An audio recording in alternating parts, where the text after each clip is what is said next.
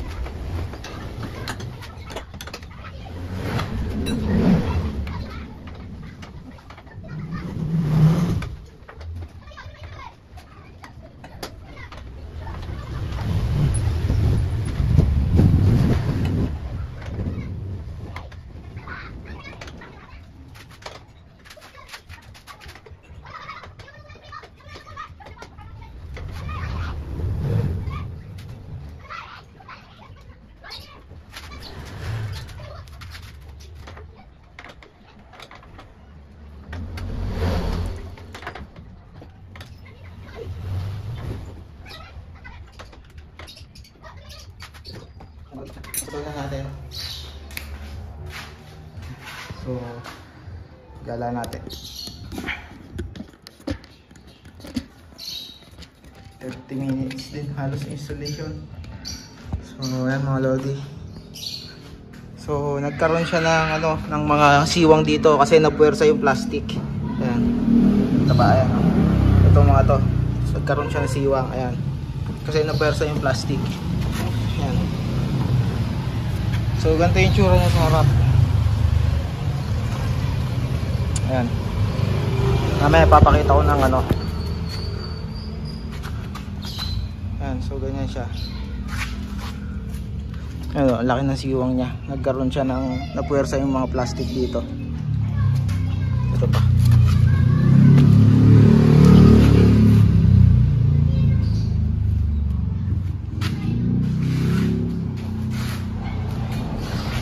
Labas nila, ciao ciao, labas nila.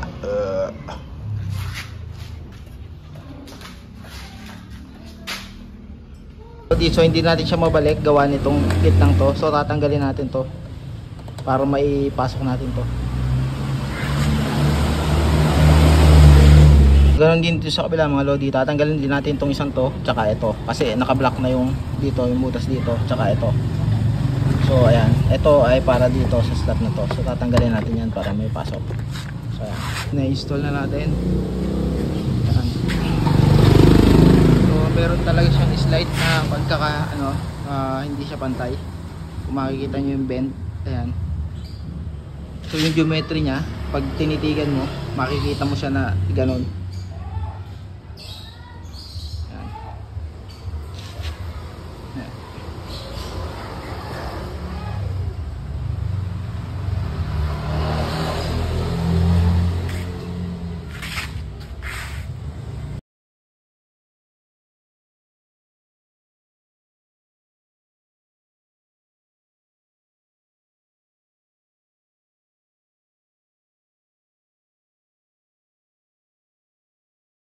Mga tinanggal. So ito yung ginamit natin na spacer, ganito kalaki.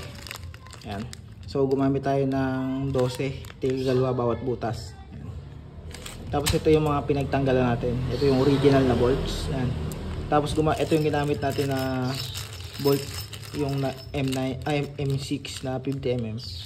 Tapos ito yung mga tinanggal natin sa foot peg para mabalik natin.